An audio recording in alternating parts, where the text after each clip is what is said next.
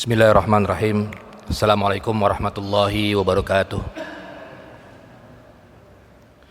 Alhamdulillah, alhamdulillahi rabbil alamin, wabihi nasta'in wa ala umurid dunya waddin, wassalatu wassalamu ala nabiyyina Muhammadin wa ala alihi wa sahbihi ajma'in, amma ba'du. Allahumma allimna ma yanfa'una wa zidna ilman.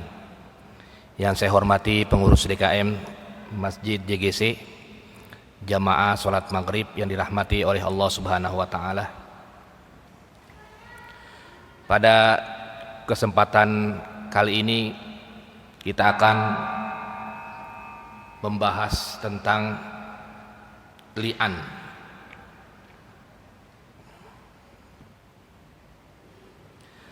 Apa yang dimaksud dengan li'an, baik secara bahasa maupun secara istilah terlebih dahulu. Kemudian nanti kita akan berbicara tentang dalilnya dan juga akan berbicara tentang proses li'an itu sendiri dan dampaknya terhadap suami dan istrinya. Li'an secara bahasa berasal dari kata la'ana, melaknat. Melaknat secara bahasa. Li'an itu dimaksud secara bahasa adalah saling melaknat, baik itu seorang istri kepada suami atau sebaliknya seorang suami terhadap istrinya. Itu disebut dengan li'an. Secara bahasa adalah melaknat, melaknat atas perbuatannya begitu. Kemudian secara istilah, li'an itu adalah seorang suami atau seorang istri menuduh. Kalau seorang suami menuduh istrinya berzina, kalau seorang istri menuduh suaminya berzina, selingkuh, dan dia tidak dapat menghadirkan 4 orang saksi. Padahal di dalam surat An-Nur ayat 4 dijelaskan secara gamblang orang yang menuduh berzina. Dalam Al-Quran Allah Subhanahu wa Ta'ala berfirman, wallazina yarmunal muhsanat summa lam ya'tu bi arba'ati syuhada fajliduhum samanina jaldah wala naqbalu lahum syahadatan abada ulaika humul fasiqun. Dalam surat An-Nur ayat 4, orang yang menuduh berzina, suami yang menuduh berzina atau siapapun yang menuduh berzina dan tidak dapat menghadirkan saksi 4 orang, maka jilidlah orang tersebut 80 kali dan jangan diterima saksi, jangan diterima sebagai saksi selama-lamanya, abadan. Kata Allah dalam Al-Quran, ulaika humul fasikun, karena orang tersebut adalah orang yang fasik. Jadi kalau kita sembarangan menuduh orang berzina, tidak dapat menghadirkan saksi 4 orang itu, maka jangan sembarangan. Dalam hukum Islam akan dijilid 80 jilid. Nah, bagaimana kaitannya dengan li'an? Li'an itu adalah seorang suami menuduh zina istrinya atau sebaliknya seorang istri menuduh zina suaminya dan tidak dapat menghadirkan 4 orang saksi.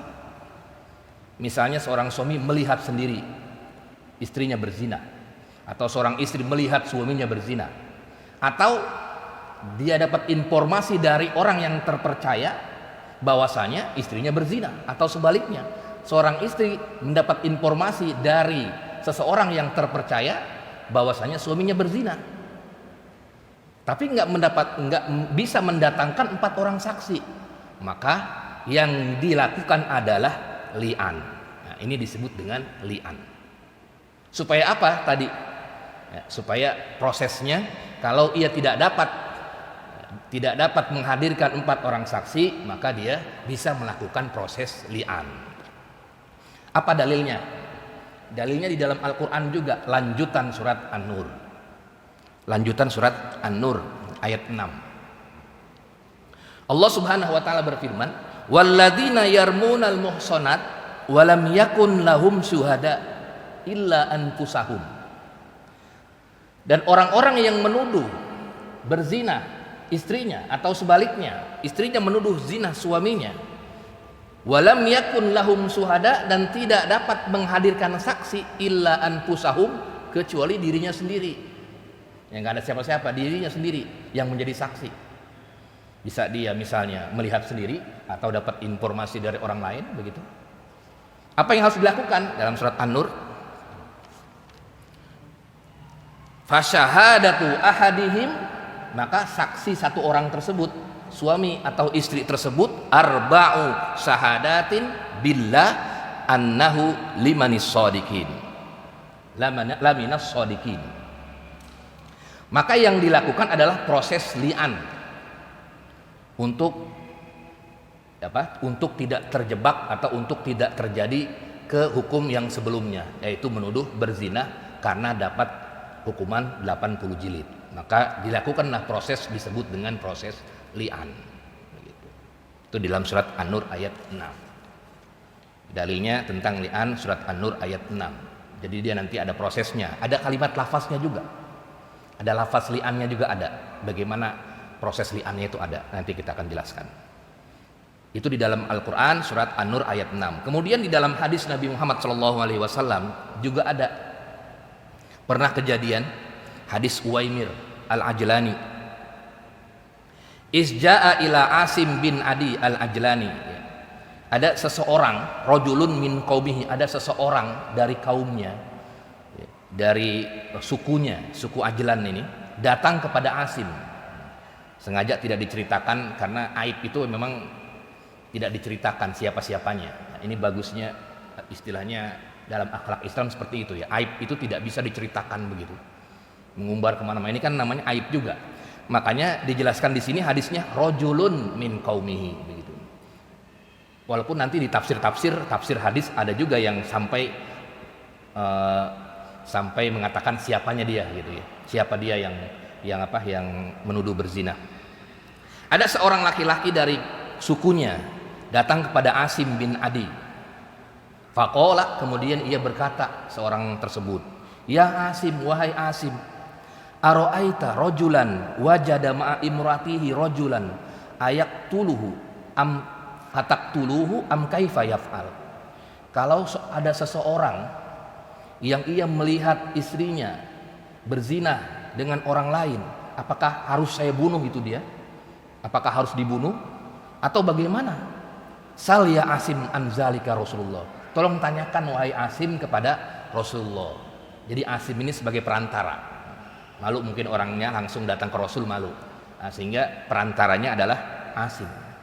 Bagaimana kalau ada seseorang yang melihat istrinya bersama dengan orang lain berzina? Apakah saya harus bunuh itu orangnya? Kan kesel jadinya melihat istrinya berzina dengan orang lain. Atau sebaliknya nanti ya. Tolong tanyakan kepada Rasulullah SAW. Kemudian fasa'ala Asim an zalika Rasulullah. Asim tersebut bertanya kepada Rasulullah SAW. Kemudian kata Asim kepada seseorang tersebut yang tadi bertanya, faqala lam ta'tini bi khair. Qad kariha Rasulullah SAW al-mas'alah allati sa'alat anha. Tidak ada kebaikan. Rasulullah sangat marah ketika saya menceritakan ada seseorang yang bertanya kepada saya bahwasanya ia melihat istrinya berzina. Rasulullah marah sekali. Kariha, benci sekali masalah tersebut. Kemudian kata Rasulullah SAW, qad nazala fika wa fi sahabatika Qur'an fazhab fa'ti biha. Panggil istri kamu dan kamu datang. Artinya orang yang laki-laki tersebut, mana orangnya, datangkan kepada Rasulullah SAW.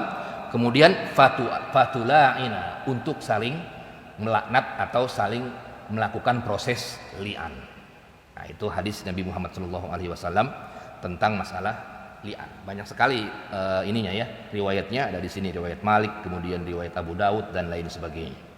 Ini terkait dengan hadis li'an. Kemudian yang selanjutnya adalah bentuk li'an itu seperti apa? Amma suwarud da'awi allati yajibu bihal li'an. Bentuk li'an itu ada dua. Ada dua bentuk. Ihdahuma, yang pertama adalah menuduh berzina. Ya, seorang suami menuduh berzina istrinya.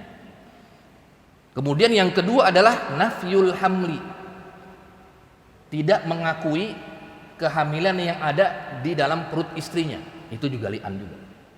Ya, ketika istrinya hamil, kemudian, lah kok kamu hamil? Saya padahal ada di luar kota 3 bulan, kok kamu tiba-tiba hamil? Hamilnya baru 5 minggu, begitu ya. Nah, itu prosesnya adalah li'an. Jadi 2 bentuk li'an. Yang pertama adalah menuduh zina, menuduh zina, dakwah zina. Kemudian yang kedua adalah tidak mengakui anak di dalam kandungan daripada istri tersebut.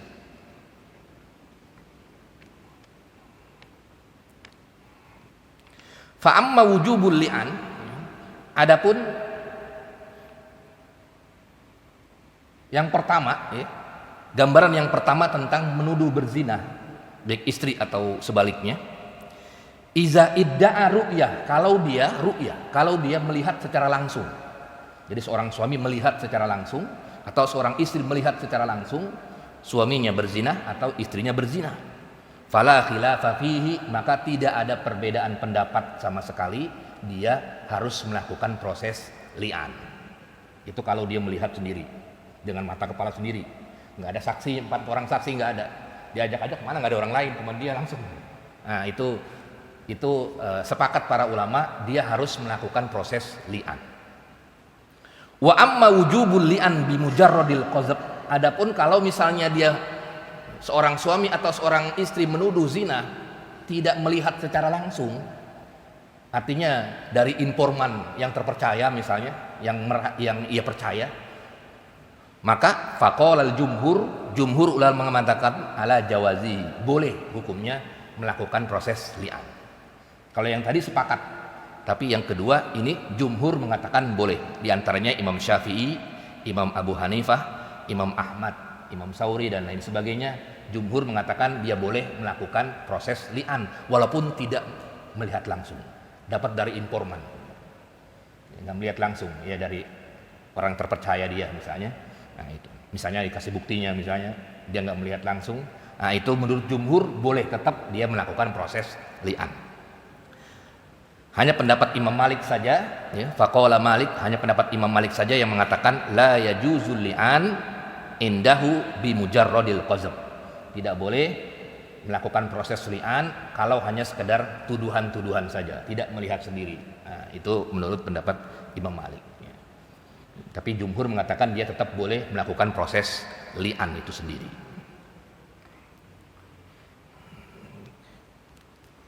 Kemudian yang selanjutnya adalah tentang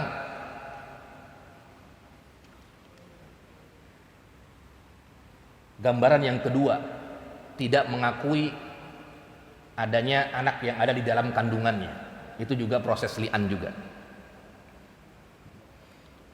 Ada 2 juga gambarannya para ulama. Ayyudda'a annahu istabra'aha walam yat'aha ba'dal istibra' fala khilafa alaihi. Wabihi qala Malik, dan ini pendapat jumhur ya, bahwa ketika ia tidak mengakui adanya anak yang ada di dalam kandungan istrinya tersebut, maka yang dilakukan adalah istabro'aha walam yat'aha ba'dal istibro. Jadi dia melakukan istibro, pemisahan, kemudian tidak bercampur terlebih dahulu kepada istri tersebut. Ya, misalnya seorang suami tahu-tahu kok istrinya hamil, misalnya hamil 5 bulan, hamil misalnya hamil 5 minggu, padahal saya 2 bulan ini, 3 bulan ini saya nggak komunikasi, artinya jauh, jarak jauh begitu, luar kota, toh tiba-tiba hamil, siapa yang hamilin ini? Nah, kemudian dia proses li'an, dan ketika dalam proses li'an tersebut tidak boleh menyentuh istrinya dulu, tidak boleh bercampur dengan istrinya dulu, agar jelas itu janinnya, jangan sampai nanti bercampur dengan suaminya, akhirnya nanti terjadi percampuran di dalam rahim.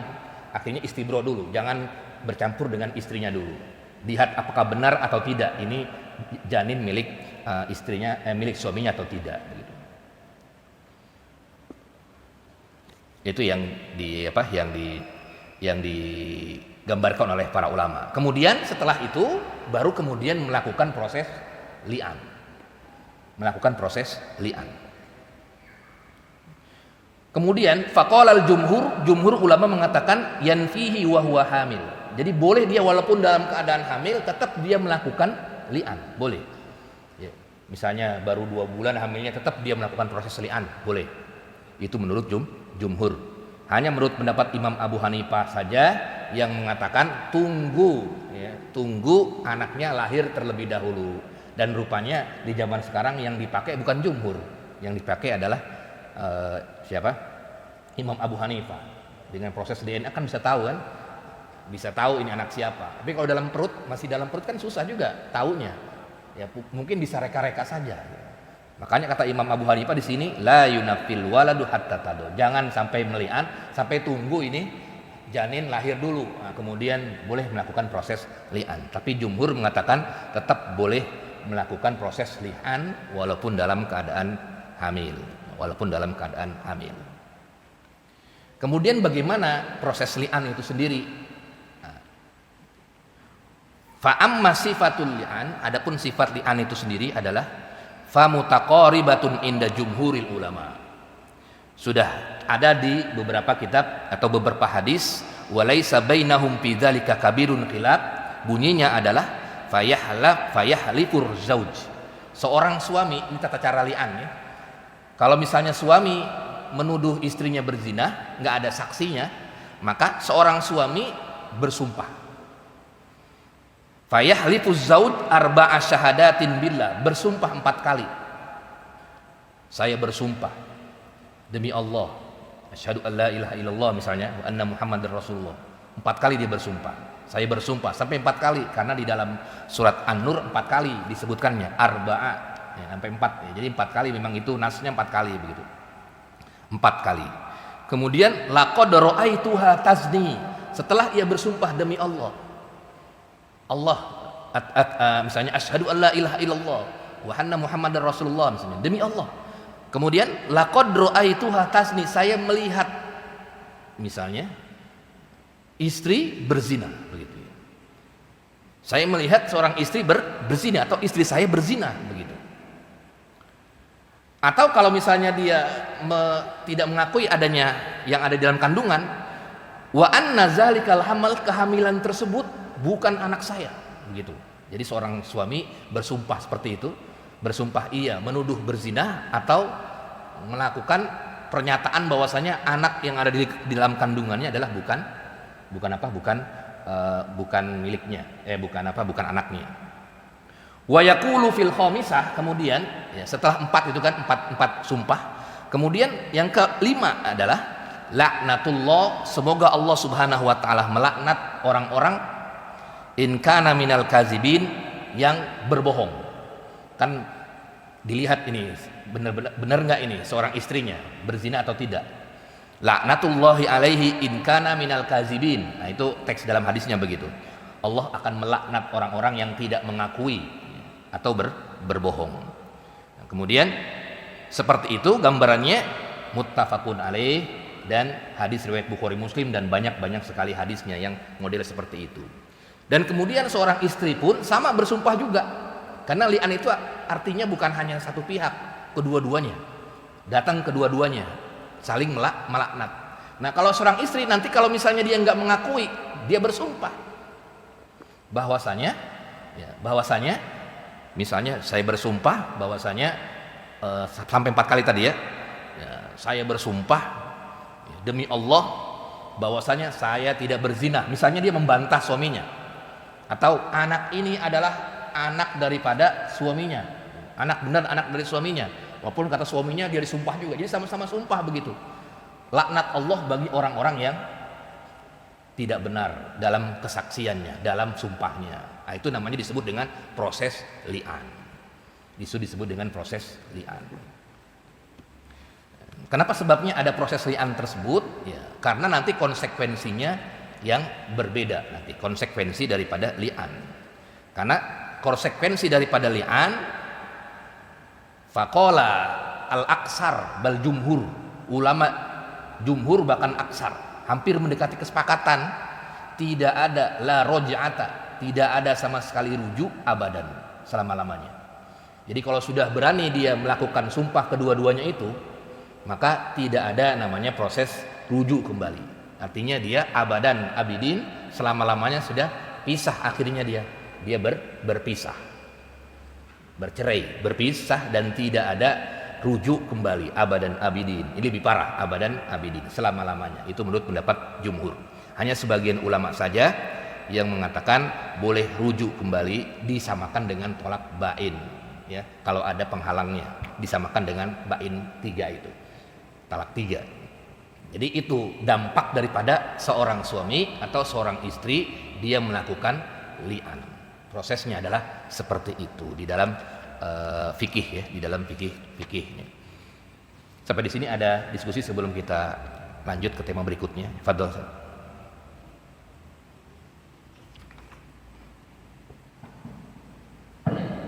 Terima kasih Ustaz.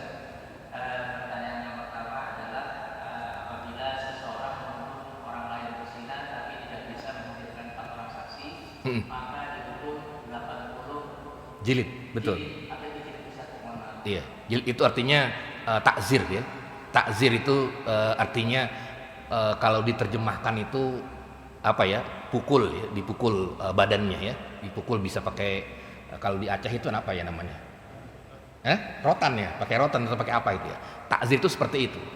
Dipukul, fadribuhu, dipukul sampai dengan 80 kali jilid, kemudian disaksikan oleh disaksikan oleh umum bahwasanya dia ini adalah menuduh berzina, begitu. Menuduh berzina, 80 jilid itu. Pertanyaan kedua, Ustaz, kesaksian menyaksikan seseorang berzina itu dalam batasannya seperti apa? Yang namanya menyaksikan itu, apakah masuk berdua ke dalam kamar bisa diklaim menyaksikan atau bagaimana? Ya, terkait dengan kalau dia tipe yang pertama tadi, tipe yang pertama yang disepakati oleh para ulama, dia menyaksikan dengan mata kepalanya. Berarti ketika misalnya suaminya pulang ke rumah, tahu-tahu istrinya berada di kamar dengan orang lain. Atau sebaliknya, misalnya istrinya baru pulang, kemudian suaminya berada di kamar dengan orang lain, ya, di dalam kamar dengan orang lain, maka itu juga disebut dengan berzina. Itu menurut jumhur. Walaupun dia tidak melihat prosesnya, tetap dia disebut dengan berzina. Jadi berzina itu dia berdua-duaan dalam sebuah kamar, walaupun dia tidak melihat secara langsung secara prosesnya. Kalau tidak disebut berzina, itu misalnya dia berdua-duaan, ya, kayak pacaran begitu, maaf misalnya, berdua-duaan jalan berdua di mall misalnya, bukan sama mahramnya, atau seorang suami sama wanita lain yang bukan istrinya, itu bukan berzina. Artinya tidak masuk ke dalam hukum berzina ini, tapi masuknya nanti termasuk hukum takzir gitu, ya. Kalau itu maksudnya hukum takzir, bukan hukum li'an. Tapi yang dimaksud li'an itu adalah dia di dalam kamar berzina, artinya walaupun tidak melihat sendiri, tapi dia melihat suaminya bersama dengan wanita lain, atau sebaliknya di dalam sebuah kamar. Itu disebut dengan perzinahan. Itu menurut jumhur dan jimah. Walaupun ada sebagian ulama yang harus melihat prosesnya, saya pikir tidak. Menurut saya yang kuat adalah jumhur yang mengatakan bahwasanya suami dengan orang lain di dalam satu kamar itu sudah termasuk berzina. Wallahu a'lam bishawab. Itu maksudnya. Kemudian yang ketiga, proses li'an ini apakah harus di hadapan hakim atau apabila ada masyarakat bisa di hadapan masyarakat misalnya? Ya. Kalau di hadis Nabi Muhammad SAW itu harus di hadapan hakim, dan ketika itu hakimnya adalah Rasulullah Shallallahu Alaihi Wasallam. Jadi hakimnya itu adalah Rasulullah Shallallahu Alaihi Wasallam. Cuman memang para ulama di sini membahas mata yaqa'u al-firqah, bagaimana, kapan proses terjadinya li'an, apakah harus dengan hakim atau tidak. Di sini memang para ulama berbeda pendapat. Jadi ada yang memahami hadis itu bukan sebagai Rasulullah, bukan sebagai hakim. Di sini faqala Malik, Imam Malik berkata, innaha taqa'u iza faragha jami'an minal li'an. Kalau menurut Imam Malik, kalau seorang suami dan istri sudah mengucapkan saya bersumpah Ya, saya melihat bahwasanya istri saya berzina misalnya begitu. Demi Allah sampai 4 kali begitu, kemudian selesai istrinya juga membantahnya atau mengiyakannya misalnya.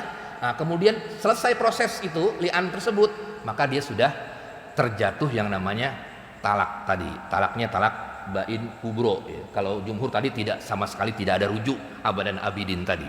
Itu kalau menurut Imam Malik. Kalau menurut Imam Syafi'i ya, adalah ya, wa qala Syafi'i iza akmala zauj li'anahu wa waqa'at al-firqah, kemudian summa jaa ila hakim. Jadi hakim yang menjadi istilahnya perantara atau menjadi seorang suami dan istri, dia menjadi saksi bahwasanya adanya proses li'an. Itu seorang hakim. Itu menurut Imam Syafi'i dan Imam Ahmad bin Hambal. Jadi bisa dikatakan proses li'an itu adalah harus disaksikan oleh seorang hakim, dan juga bisa dikatakan menurut pendapat jumhur. Jadi bukan hanya seorang suami kemudian seorang istri melakukan sumpah seperti itu kemudian jatuhlah talak, tidak. Tapi menurut pendapat saya yang kuat itu adalah pendapat Imam Syafi'i dan Imam Ahmad dan bahkan Imam Abu Hanifah di sini di bawahnya ya, bahwasanya dia tetap harus datang kepada hakim untuk melakukan ya, artinya terjadi perceraian. Buktinya memahami secara teks hadis tadi bahwasanya Rasulullah SAW memanggil orang tersebut dan istrinya untuk melakukan proses li'an. Berarti kan ada Rasulullah sebagai saksi. Ini yang dijadikan dalil oleh Imam Syafi'i dan Imam Abu Hanifah dan Imam Ahmad. Nah, kemudian di sini ya, dikatakan la taqa'u illa bihukmin hakimin, tidak akan terjadi kecuali dengan di depan hakim, kecuali ada di depan hakim. Ini yang dijadikan rujukan memahami hadis ini dan memahami tadi yang pertama Rasulullah memanggil keduanya. Jadi memang harus di depan hakim. Jadi nggak berdua-dua aja, tidak berdua saja. Pertanyaan terakhir Ustaz, bila suami bersumpah 4 kali dan yang kelima kata Allah apabila bohong, lalu kemudian istri membalas dengan sumpah yang sama, itu nanti di hadapan hakim bagaimana keputusannya? Apakah jatuh talak atau bagaimana? Iya, dia tetap jatuh talak. Jadi kalau dia sudah meli'an, sudah meli'an, itu tandanya sudah tidak ada keharmonisan, udah nggak ada kepercayaan sama sekali. Seorang suami menuduh istrinya berzina atau tidak menganggap yang ada di dalam kandungannya anak sendiri, nah, itu sudah li'an. Kemudian tinggal si hakim, seorang hakim itu terjadi talak ya, disaksikan oleh seorang hakim talak. Dan tadi jumhur mengatakan tidak ada yang namanya rujuk, hanya sebagian yang mengatakan ada rujuk ya, adanya rujuk, dan ada yang mengkiaskan dengan talak bain tadi, harus dipisah lagi atau di perantara dengan suami yang lain baru kemudian dia bisa nikah lagi. Kemudian satu lagi ini hadis Nabi Muhammad SAW dari Ibnu Umar yang mengatakan tidak ada proses kembalinya lagi. Ini yang dijadikan dalil jumhur. Hisabukuma 'alallahi ahaduhuma kazib la sabila laka 'alaiha. Bahwasanya ketika kamu sudah melakukan proses li'an, la sabila laka 'alaiha, maka tidak ada jalan lagi bagimu untuk kembali. Nah, ini yang menjadi dalil dari jumhur tadi. Dalil dari jumhur tadi yang mengatakan tidak ada proses rujuk lagi. Tidak ada proses rujuk lagi. Daripada seperti itu, ya mendingan tidak melakukan li'an, tapi melakukan talak saja. Talak satu bisa rujuk kalau tidak terjadi, benar tidak terjadi, atau proses yang lainnya. Karena kalau li'an itu berat, tidak ada rujuk lagi. Wallahu a'lam bishawab. Ada lagi yang ingin ditanyakan? Sadul? Ya, nanti isi dulu. Kalau menghadirkan 4 saksi, kalau zaman sekarang mungkin agak susah ya. Iya. Tapi ini Pak, sekarang kan zaman canggih Pak. Jadi kalau seandainya terjadi suatu kamar atau suatu tempat, tapi di situ ada CCTV-nya yang bisa menyontek itu apakah sudah mewakili 4 orang saksi? Ya. Itu memang terjadi di fikih-fikih modern ya. Ikut terjadi di fikih-fikih modern, bisa nggak mengganti ya. Tapi jelas memang di nasnya itu harus 4 orang. Dan kemudian juga problemnya adalah Tadi jumhur mengatakan tidak perlu. Artinya kalau seseorang suami atau bersama dengan orang lain sudah masuk kamar, ini bukan tempat umum ya. Kalau tempat umum beda ini ya. Ini masuk kamar, ya, masuk kamar yang orang itu menganggap adat bahwasanya itu kamar buat ya seperti itu, buat privat.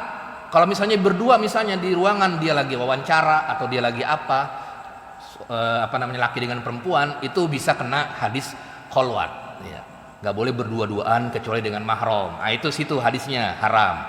Tapi kalau misalnya itu ruang privat, ya, ruang privasi dan orang itu sudah adat istiadat semua manusia bahwasanya kalau sudah masuk kamar itu berarti itu tandanya yang dimasukkan adalah selain istrinya atau keluarga semahramnya, kalau orang lain sudah menganggap bahwasanya itu adalah selingkuh. Nah itu jadi nggak perlu CCTV ada di dalam kamar kelihatan begitu prosesnya, tidak perlu. Cukup CCTV yang ada di luar aja dia masuk ke kamar. Kemudian tanya saja sama resepsionisnya, itu kalau pengen jadikan 4 saksi, atau penerima tamunya, atau siapapun yang ada di situ, dia melihat dia masuk kamar sudah masuk dalam perzinahan. Jadi nggak harus 4 orang itu melihat proses di dalam kamarnya itu, tidak. Jadi menganggap kalau orang sudah masuk kamar tersebut, ini kamarnya kamar privat maksudnya ya. Kamar privat bukan mahramnya, maka persepsi masyarakat dia selingkuh. Nggak mungkin yang lain. Kecuali kalau kamar tersebut adalah kamar umum, itu beda lagi. Kamar umum beda lagi. Ya misalnya orang wawancara atau apa. Tapi kalau misalnya sebuah kamar itu kamar privat, dia sudah dipastikan menurut adat itu adalah selingkuh. Jadi nggak perlu 4 orang. Ya 4 orang bisa sebenarnya hadirkan 4 orang. Hadirkan 4 orang itu bisa. Nggak perlu lihat CCTV-nya di dalam kamar, kan nggak ada juga, nggak boleh kan CCTV. Di dalam kamar kan nggak boleh CCTV. Di dalam kamar boleh nggak? Kan kayaknya nggak boleh tuh, kalau kamar di hotel itu nggak ada CCTV itu nggak boleh. Atau misalnya di kamar mandi juga nggak boleh CCTV. Yang ada yang boleh itu di ruang apa? Di jalan-jalan itu boleh. Nah, itu CCTV dari situ. Jadi nggak mungkin kita ngambil CCTV di ruangan privat, itu nggak ada. Melanggar kebebasan hamba bahasanya itu ya, kalau dalam bahasa sekarang itu begitu. Jadi nggak ada. Istilahnya persepsi masyarakat betul. Kalau dia sudah masuk kamar, ya bukan mahramnya, sudah pasti dia adalah selingkuh gitu. Apalagi gitu ya kalau seperti itu. Wallahu alam bishawab. Oh iya, silakan Pak Haji ya. Waalaikumsalam warahmatullahi wabarakatuh.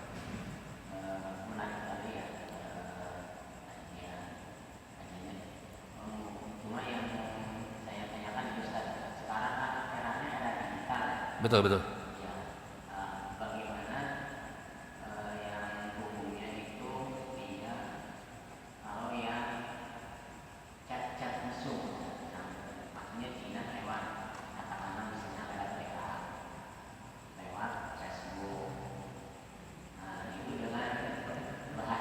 Iya. Nah, itu hukumnya bagaimana Ustaz? Iya. Misalnya baik itu sebagai orang yang masih katakan masih perawan ataupun orang yang sudah punya suami atau orang yang sudah punya istri. Maka kedudukannya bagaimana Ustaz kalau misalnya katakan seorang istri seperti itu? Terima kasih Ustaz. Waalaikumsalam warahmatullahi wabarakatuh. Iya. Terkait dengan misalnya dia chat mesum dan lain sebagainya atau apapun gitu ya, itu tetap dia haram hukumnya, ya. Nggak boleh, hukumnya haram ya, termasuk dosa besar, tapi dia tidak termasuk ke dalam hukuman kalau hukum Islam berzina. Jadi berzina itu hukumannya berat. Jadi berzina itu definisinya bukan seperti tadi. Kalau tadi itu berarti bukan berzina namanya. Misalnya dia ngirim-ngirim kata-kata mesra sampai mesum dan lain sebagainya, itu bukan masuk karena kategori berzina kalau menurut saya ya. Bukan dihukumnya dia harus dirajam. Kalau dia seorang suami punya istri, chat-chat dengan selingkuhannya misalnya, chat-chat doang begitu, wah dia dirajam udah. Tidak, kalau menurut saya tidak. Dia hanya dosa besar. Dia berbuat dosa besar. Begitu. Nanti kalau dalam hukum Islam ada namanya takzir, hukum takzir diatur dalam hakim atau kodi. Nah, itu masuknya ke situ nanti. Termasuk misalnya orang pacaran dan lain sebagainya, itu namanya takzir. Bukan berzina dalam arti dia harus dirajam kalau misalnya seorang sudah punya suami. Jadi yang dimaksud dengan kasus ini menuduh berzina, kemudian atau misalnya dia berzina, itu adalah dia kasus berzina secara hakiki. berzina secara hakiki. Walaupun tadi ya kasus mesum dan lain sebagainya itu termasuk dosa besar. Itu termasuk dosa besar, tapi tidak termasuk hukuman berzina secara hakiki tadi ini ya. Memang zina itu banyak, ada zina pandangan kan ada ya. Para ulama membagi ada zina pandangan, ada zina tangan. Tapi hukumannya bukan hukuman seperti yang ada di dalam Al-Qur'an, az-zaniyatu waz-zani fajlidu mi'atu jaldah. Orang yang berzina laki maupun perempuan maka jilidlah mi'atu jaldah. 100 jilid bagi orang yang masih perawan atau masih perjaka. Tapi kalau yang sudah menikah maka dia sampai meninggal. Bayangkan sampai begitu. Dirajam sampai meninggal, itu sangat keji banget itu. Makanya perzinahan itu besar banget dosanya dan sampai begitu. Tapi kalau kasus seperti tadi, dia hanya berbuat dosa besar dan hukumannya adalah hukuman takzir. Nah, takzir itu adalah hukuman yang diberikan oleh pemerintah atau oleh hakim. Apa kira-kira? Apakah dia dipenjara atau dia misalnya apapun? Kayak di Aceh itu banyak itu takzir itu, misalnya berdua-duaan ya. Nah, itu hukuman takzir. Itu tidak masuk ke dalam hukuman rajam dan hukuman mi'atu jaldah, tidak. Kecuali kalau benar berzina secara hakiki tadi ya. Berzina secara hakiki, wallahu alam bishawab. Nah, seperti itu modelnya menurut saya, wallahu alam bishawab. Ya Pak Ji, silakan.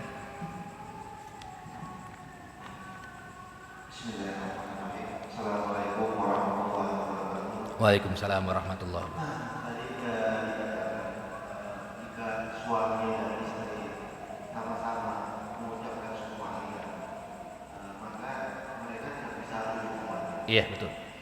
Tapi contoh kasus misalkan pihak suami kemudian hari ternyata hilaf salah ya, mungkin salah melihat, Iya. mungkin pihak istri salah. Gimana hukumnya? Apakah mereka memang tetap tidak boleh berhubungan atau tidak? Iya. Terima kasih. Assalamualaikum warahmatullahi wabarakatuh. Waalaikumsalam warahmatullahi wabarakatuh. Ya, sebenarnya ada beberapa solusi ya sebenarnya. Ya, tadi dikatakan kalau li'an itu menurut pendapat jumhur dia tidak bisa lagi kembali lagi. Ya. Ada sebagian lagi yang mengatakan boleh kembali lagi. Ya kalau orang pengen ini mah ya sudah pendapat yang minimal saja gitu ya. Tapi nggak begitu kan, sistem fikih itu nggak begitu, nggak ngambil enaknya saja gitu ya. Ini giliran enak diambil, dan giliran pendapat yang oke menurut saya ini aja yang diambil dah gitu. Giliran pendapat yang nggak oke, ini nih saya nggak diambil. Begitu akhirnya. Jadi belajar fikih itu bukan belajar namanya nanti talfik dalam fikih itu ya, ngambil yang enak-enak saja. Nah giliran kasus ini yang enak-enak saja diambil, akhirnya boleh dah rujuk lagi. Nah, tidak seperti itu juga. Jadi ini sebagai tahziron ya, sebagai peringatan bagi kita jangan sampai kita melakukan perbuatan tersebut. Itu sebenarnya intinya. Jadi jangan sampai melakukan perbuatan tersebut ya, meli'an sampai melaknat istri begitu, atau melaknat suami. Kan saling melaknat itu. Saling melaknat itu gimana sih? Kira-kira benar-benar nggak ada sama sekali 0% percayaan itu. Saya melaknat gitu kan, dan lain sebagainya, nggak mengakui. Nah itu sehingga potensi dampaknya sangat besar. Sangat besar. Itu yang dikatakan oleh jumhur, sehingga tidak ada lagi kembali lagi. Kemudian bagaimana solusinya? Makanya solusinya kalau memang ya seorang ada kasus istri misalnya selingkuh atau suami selingkuh, maka jangan sampai li'an tadi. Salah satunya tinggal cerai atau gugat cerai yang bisa ada potensi rujuk kembali. Karena proses li'an itu adalah dia melaknat seorang suami terhadap istrinya atau istrinya terhadap suaminya. Bagaimana sudah kadung bahasanya ya, sudah terlanjur begitu ya, sudah terlanjur abadan abidin. Kalau menurut saya kalau ikut jumhur ya sudah tidak bisa kembali lagi, silakan cari. Kalau misalnya seorang suami silakan cari istri lagi yang lain. Kalau seorang istri cari suami lagi yang lain yang soleh maupun solehah. Itu solusi daripada jumhur sebenarnya. Walaupun tadi ada sedikit pendapat sebagian ulama sedikit yang mengatakan boleh dirujuk, tapi dari jumhur tadi begitu. Berarti solusinya dia cari istri atau cari suami yang lain. Agar apa? Tahziron, jangan sampai terjadi seperti itu, sampai tidak ada kepercayaan 0% gitu, sampai saling melaknat satu sama lain. Itu menurut saya kira-kira seperti itu.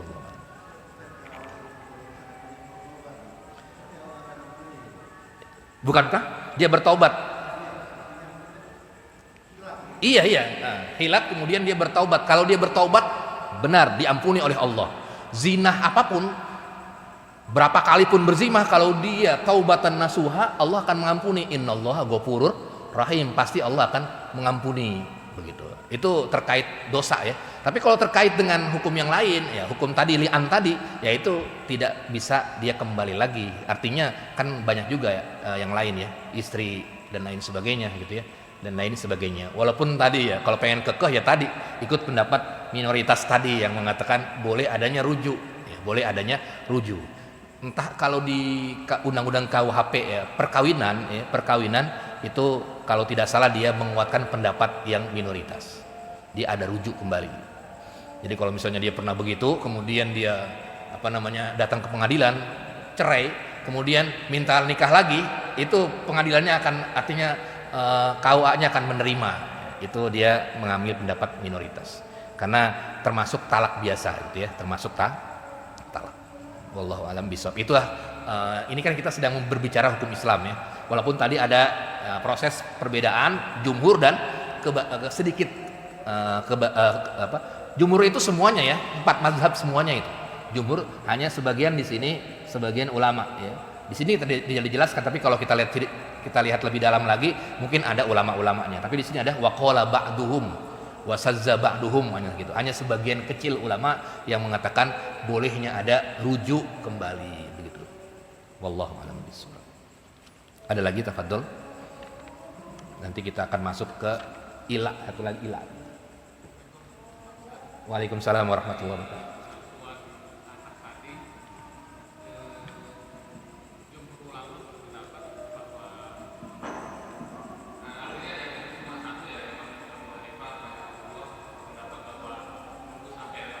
Iya betul.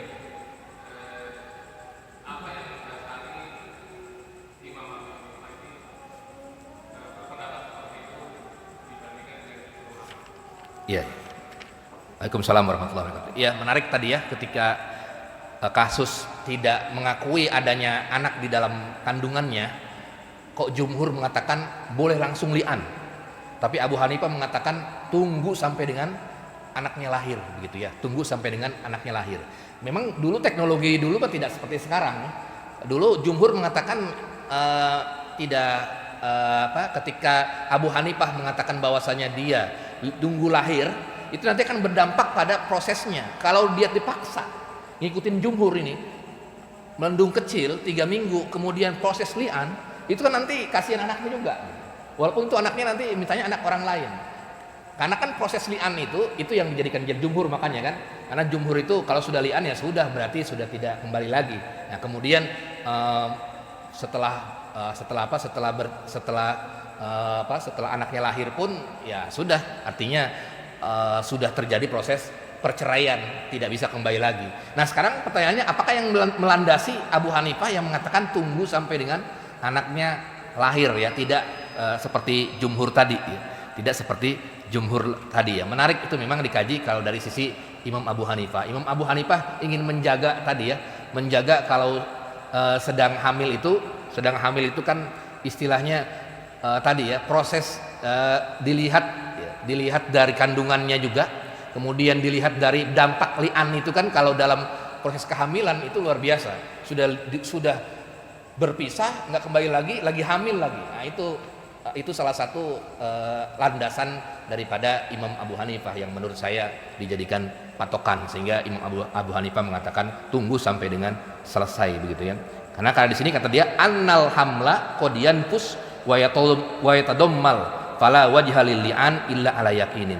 Karena kalau hamil itu dia dampak psikologisnya kepada seorang istrinya begitu ya, seorang istrinya begitu ya. Itu yang menjadikan dalil oleh Imam Abu Hanifah. Wallahu a'lam bishawab. Nanti kita akan lanjutkan dengan materi ila insyaallah ya, ila. Sama-sama kita akhiri. Kalau ada kata-kata dari saya, datangnya dari saya datang yang benar dari Allah Subhanahu wa taala. Wabillahi taufiq wal hidayah. Wassalamualaikum warahmatullahi wabarakatuh.